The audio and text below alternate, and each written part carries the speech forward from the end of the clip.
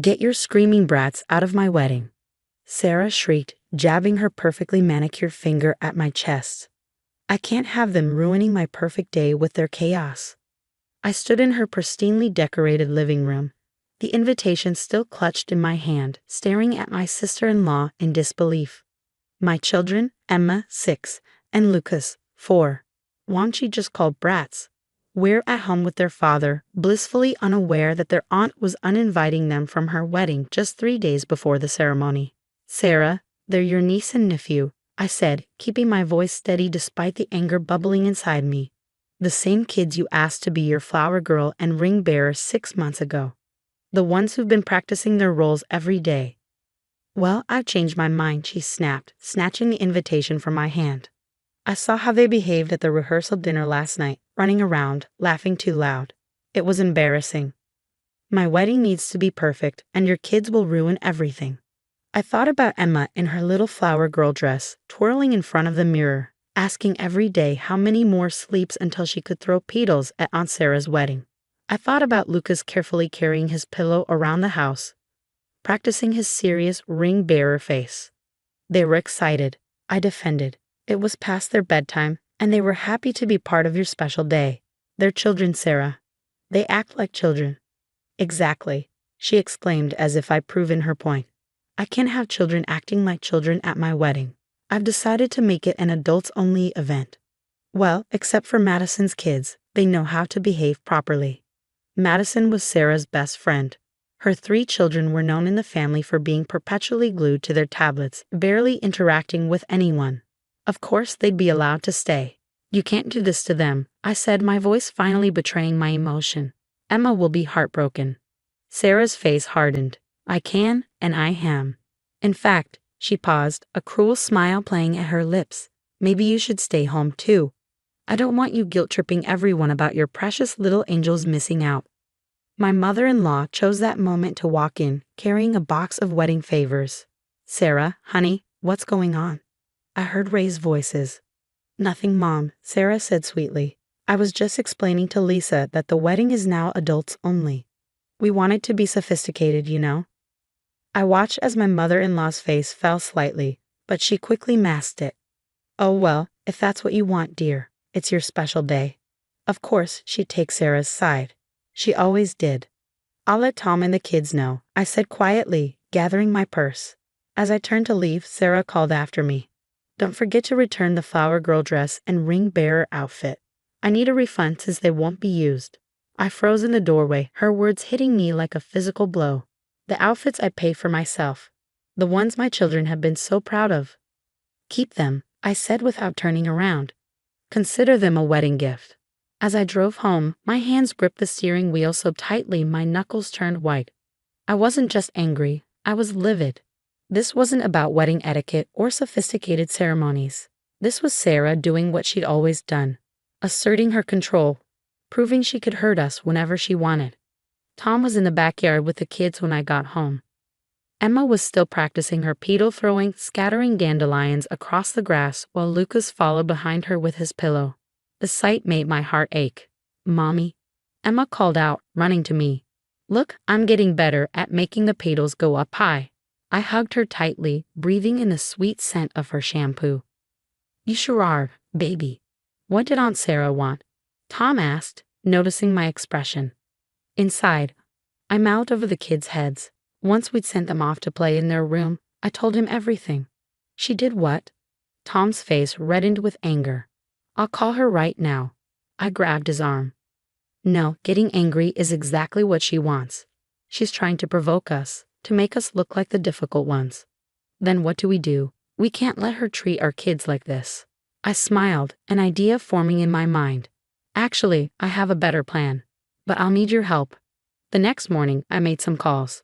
First to my friend Jessica, who worked at the same wedding venue where Sarah's reception would be held. Then to Madison's ex-husband, who'd been trying to reach her about the kids' tablet addiction. Finally, to Grandma Rose, the family matriarch, who'd been suspiciously left off the wedding guest list despite being the one who helped fund the entire event. 3 days, I told Tom that evening. In 3 days, Sarah's going to learn that actions have consequences. He looked at me curiously. What are you planning? I showed him the email I'd just received from Jessica, confirming certain arrangements for the reception. His eyes widened as he read it. Are you sure about this? He asked. I thought about Emma and Lucas, about their excitement turned to confusion when we told them they couldn't be in the wedding anymore, about Sarah's smug face as she uninvited us. Oh yes, I said, hitting reply on the email. I'm very sure. The morning of Sarah's wedding arrived bright and clear. As I helped Emma into her favorite dress, not the flower girl gown that now hung untouched in her closet, she looked up at me with big brown eyes. Mommy, why are we going to the park instead of Aunt Sarah's wedding? I knelt to her level, straightening her bow. Because today we're having our own special adventure. And guess what? Cousin Jack and Lily will be there too. That news brightened her face. Madison's ex-husband had agreed to take their kids for the day, finally putting his foot down about attending yet another event where they'd be ignored in favor of their tablets. But what about my flower petals? She asked, her lower lip trembling slightly. We'll bring some to the park, I promised, kissing her forehead. You can practice throwing them as high as you want. As Tom took the kids to the car, I checked my phone. 3 messages waited. From Jessica. Everything's set up exactly as you requested. You were right about the venue contract. From Grandma Rose. Just arrived at the church. Sarah's face when she saw me was priceless. Don't worry, dear. I'll handle things from here. From Madison's ex. Kids are with me. They're actually talking and playing for once. Madison's been calling nonstop. Perfect. What Sarah didn't know, what she hadn't bothered to check, was that I was the one who had originally booked the reception venue. 6 months ago, when she was overwhelmed with wedding planning, I'd offered to help. I'd signed the contract, paid the deposit, and handled all the arrangements. The venue was officially reserved under my name. And I just made some last-minute changes. Are you sure you don't want to watch this unfold in person? Tom asked as we drove to the park. I shook my head. No need. Jessica will record everything. Besides, I'd rather spend the day with our kids. The park was beautiful this time of year, full of blooming flowers, perfect for petal throwing practice. We set up a picnic under a large oak tree, and I watched as Emma taught Lucas how to make flower crowns. Around 4 p.m., just as Sarah's reception would be starting, my phone buzzed with a video from Jessica. You have to see this, she texted. I waited until the kids were engrossed in their games before watching it. The footage showed Sarah and her new husband arriving at the reception venue, her white dress flowing behind her as she swept through the doors, and then stopping dead in her tracks. Instead of the elegant, sophisticated decoration scheme she had planned, the reception hall had been transformed into a children's paradise. Bright balloons filled the ceiling, cartoon character cutouts stood at every table, and a massive bounce house dominated one corner. A sign hung over the entrance, "Welcome to the Family Fun Reception." But that wasn't all. Every table was set with plastic plates featuring popular children's characters, complete with party hats and noisemakers. The fancy champagne had been replaced with juice boxes. The sophisticated string quartet had been swapped for a beloved local children's entertainer. Sarah's face went from shock to furious as she stormed around the room, taking in every detail of her ruined, perfect reception. The video caught her confronting the venue manager, her voice rising to a shriek. This isn't what we planned. This is a nightmare. I'm sorry, ma'am, the manager replied calmly. But these changes were requested by the person who holds the venue contract. We were legally obligated to comply. What? But I'm the bride. The contract is under Lisa's name. She made these changes yesterday, well within the modification window. The video showed Sarah's face turning an interesting shade of purple as she spun around, probably looking for me. But of course, I wasn't there. Then Grandma Rose stepped into frame, her elegant suit a stark contrast to the colorful chaos around her. Sarah, dear, she said, her voice carrying that special tone that had kept the family in line for generations. We need to talk about your recent decisions. The video ended there, but Jessica kept the updates coming. Madison just arrived without her kids. She's having a meltdown. Half the guests are loving the bounce house. The other half are asking why your kids aren't here. Sarah tried to take down the decorations, but everything's secured with industrial strength adhesive. Your mother-in-law just had to sit down. I think she's finally realizing what Sarah did. I put my phone away and joined my children in the grass. Emma had made flower crowns for everyone, and Lucas was carefully placing his on Tom's head. This was exactly where we needed to be. Later that evening, after we had tucked the kids into bed, Tom showed me the flood of messages he had received from family members. Most were supportive, having finally seen Sarah's true colors. A few were angry, mostly those who had been in on her plans all along. "Eva shall never forgive you for this," he said, but he was smiling. "Good," I replied. "I'm done forgiving her for hurting our children." My phone lit up with a final message from Jessica. "Just finished cleaning up. You'll never believe what Grandma Rose did." Attached was a photo of the wedding guest book. There, on the first page, in Grandma Rose's elegant handwriting, was a message. "Dear Sarah, today was meant to be a celebration of family. Instead, you chose to exclude the very people who represent its future. Your actions have shown me that perhaps it's time to reconsider certain arrangements. We'll discuss this at Sunday dinner. Love, Grandma." I knew what that meant. Grandma Rose had been planning to sign over her vacation house to Sarah, the same house where we had all spent our summers growing up. It seemed those plans had changed. Was it worth it? Tom asked, wrapping his arms around me. I thought about Emma and Lucas, about the joy on their faces as they played in the park today, unburdened by rejection or judgment, about the lesson they'd learn from this someday, that they were worth standing up for. "Every penny," I replied. The fallout from Sarah's ruined wedding reception spread through the family like wildfire. Videos of the children's paradise I created had somehow made their way to various family members' social media, showing everyone exactly what had happened. The next morning, my phone exploded with notifications. Sarah had posted a lengthy rant about how I'd destroyed her special day and traumatized her guests with the childish decorations. The comments, however, weren't quite what she'd expected. "Why weren't Emma and Lucas there? They're such sweet kids. Hold up, you uninvited your own niece and nephew 3 days before the wedding. Those party decorations look amazing. My kids would have loved that." By noon, Sarah had deleted the post. My mother-in-law called around dinner time, her voice uncharacteristically hesitant.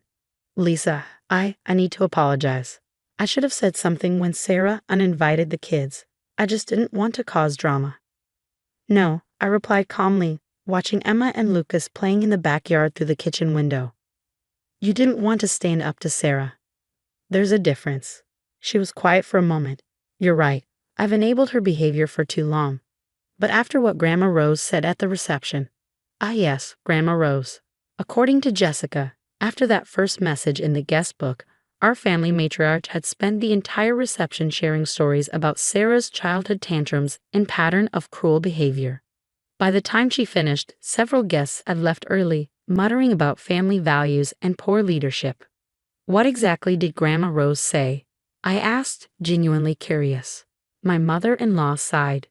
"She announced that the vacation house would be going to you and Tom instead. Said something about needing it to be in the hands of people who understand family values." I hadn't expected that. The vacation house had been a point of contention for years, with Sarah constantly reminding everyone how she'd be turning it into a luxury rental property once she inherited it.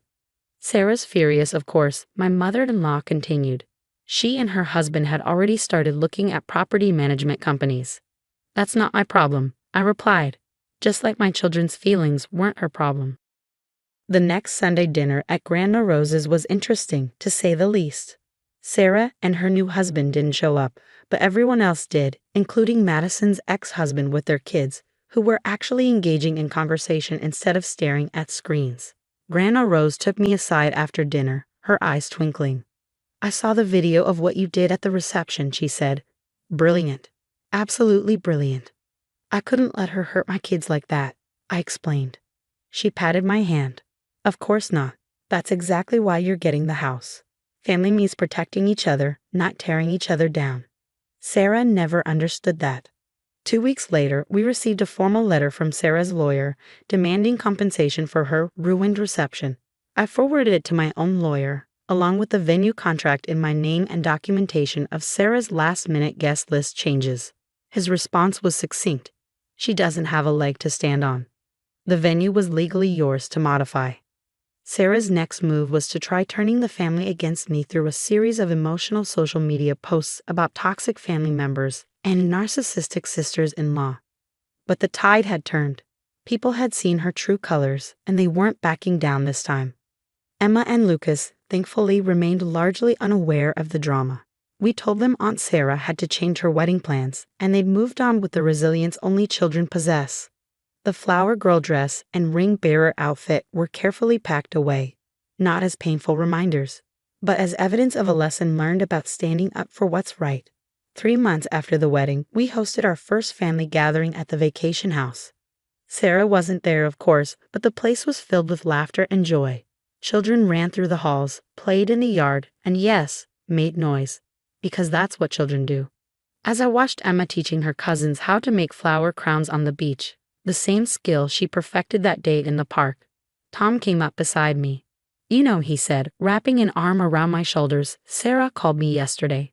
Said she's ready to forgive us if we agree to sell her the vacation house." I laughed. "And what did you say?" "I told her that some things aren't for sale, like our children's dignity, for instance."